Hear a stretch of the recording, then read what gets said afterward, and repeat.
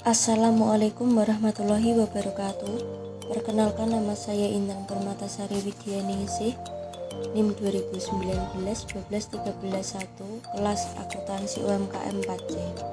Saya akan menjelaskan tentang bab 1 ruang lingkup SAK-EMKM. SAK-EMKM dimaksudkan untuk digunakan oleh entitas mikro, kecil, dan menengah.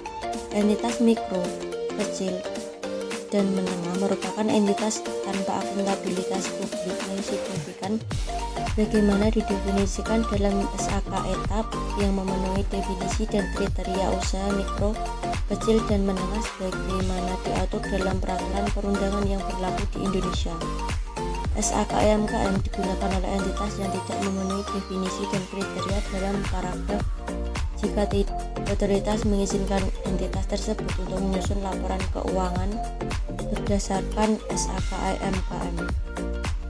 Bab 2 konsep dan pervasif.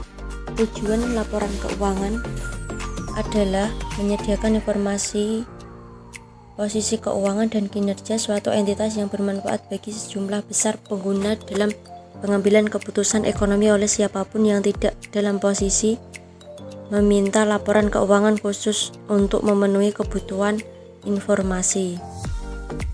Posisi keuangan dibagi menjadi 4. Yang pertama, aset, liabilitas, ekuitas, dan kinerja. Penghasilan dan beban. Penghasilan meliputi penghasilan merupakan penghasilan yang timbul dari pelaksanaan aktivitas entitas yang normal. Keuntungan mencerminkan pos lain yang memenuhi definisi penghasilan namun tidak termasuk kategori pendapatan. Yang kedua, beban. Beban dalam aktivitas entitas normal meliputi beban pokok penjualan, kerugian yang memenuhi definisi beban namun tidak termasuk kategori beban. Pengakuan unsur laporan keuangan. Pengakuan adalah proses pembentukan suatu pos dalam laporan keuangan yang memenuhi kriteria manfaat ekonomi dan keandalan.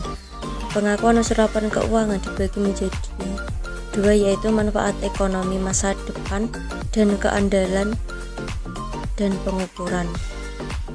Pengukuran materialitas. Pengukuran merupakan penetapan jumlah uang untuk mengakui aset, liabilitas, penghasilan, dan beban. Materialitas. Relevansi dipengaruhi oleh hakikat dan materialitas, ukuran dan sifat menjadi faktor penentu materialitas. Prinsip pengakuan dan pengukuran pervasif. Persyaratan untuk pengakuan dan pengukuran aset, liabilitas, penghasilan, dan beban dalam SAK-EMKM didasarkan pada konsep dan prinsip pervasif dari kerangka konseptual pelaporan keuangan. Asumsi dasar akrual kelangsungan usaha, konsep entitas. Pengakuan dalam laporan keuangan dibagi menjadi 4, yaitu aset, liabilitas, penghasilan, dan beban. Saling hapus aset dan liabilitas atau pendapatan dan beban tidak diperkenalkan kecuali disyaratkan atau diizin oleh SAK-EMKM. Sekian dulu presentasi dari saya. Apabila ada salah kata, saya mohon maaf. Wassalamualaikum warahmatullahi wabarakatuh.